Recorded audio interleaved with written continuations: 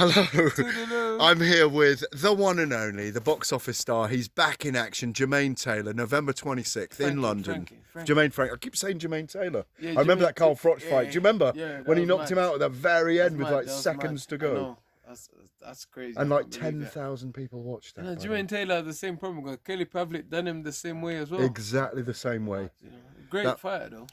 But that was a time when we only had a few stars. Now we've got lots of them in British boxing. Thank God.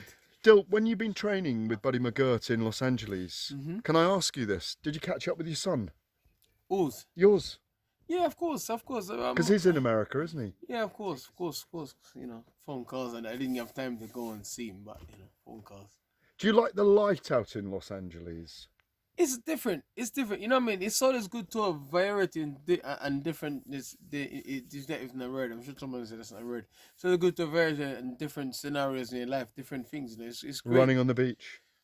We actually did. Did you some do all sand those dunes. wooden steps in Santa Monica? No, we run on a sand hill. It's like, oh man, near Malibu. Fucking, honestly, you can't remember the place. No, I was out of it, mate. I was running up there and I was gasping out, maybe. It was either Santa Monica where they do loads I think of it. Santa Monica. Because there's like 200 wooden steps up. Santa Monica, but we just run the sand because the steps is alright, but we did it for the workload of the sun and taking the strain off the joint, but still having that good workload and muscle conditioning.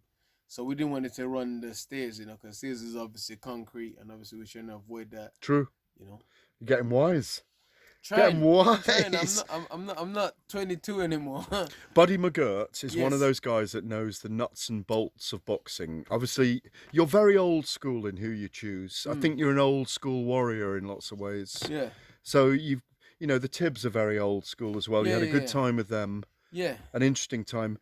Has Buddy brought anything new? You know what? Buddy's just brought experience, and he's a good teacher as well. He's not just, you know, he's one of those guys that he wants to teach and he teaches you, so he tries to teach, because a lot of guys training. A lot of guys see you think, oh, big guy, strong guy, he can punch, he's tough, he's got heart. We're getting fit, we're getting ready, we roll the dice. Buddy tries to teach you stuff and try to ingrain little grains into you that would just help you become a better fighter. Just wisdom, maybe. Yeah, you know, just in little teaching. You know, do that when you punch. Do this before you punch. Do this after you punch. Make sure in this position. You know, little things that sometimes get overlooked. You know. Keep your hand up for that left hook or that uppercut. Well, everything. It's the big criticism of you, isn't it? Yeah. You know, when you load up. I don't really give a what people say about me or criticize me. I know you don't. I love that when that comes out of you, because you don't. Listen, I know you don't.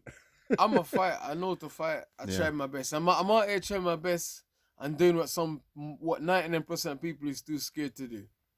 Get in the ring and fight. But I'm trying. You know, I haven't got a great boxing background, a great boxing knowledge, a great boxing teaching.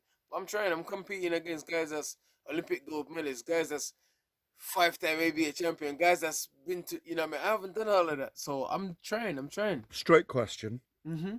Would Tyson Fury have had a better fight fighting you for the second time on December the 3rd than fighting Derek? You know what? I don't want to be disrespectful to Derek. You know, Derek's a good guy and he's become a bit of a folk hero, isn't he? You know, well, yeah, same as you. Yeah, you're a folk hero. We're in different stages of our career. Derek's in his last single fight. Correct. Yeah. You know? Yeah. And the guy's got 12 or 13 losses. What heart and courage and balls are you showing? But yeah, you respect him, don't you? I respect him, but I still think Fury would have a better fight than me, of course. Yeah. I'm younger, fresher, and I'll come to fight. But obviously, Derek, he deserve it. You know, he deserve it. You know, what I mean, what are you going to do to Anthony Joshua once you get rid of Jermaine Franklin? I'll tell you the night after the fight once I'm come on. I'm focusing on Jermaine. I know you are, but what are you going to do? You're going to smash him up, aren't you? In your head. Come on, I know you well enough to know. I'm not focusing on that, you know. Okay, I believe you. I believe heavyweight, let me tell you something. An undefeated heavyweight is one of the most difficult person to beat. Because they don't know to lose. They don't know what they're doing. Yeah, and he's an undefeated heavyweight. Of course, he ain't lost no fight. They're very difficult things to beat. They're probably one of the most hardest things to beat in the planet is an undefeated heavyweight. Don't matter what level you think they are, but they have something deep in them. And they don't want to lose their whole, you know, and obviously believe he's fighting for the hood or whatever he's doing, so, yeah.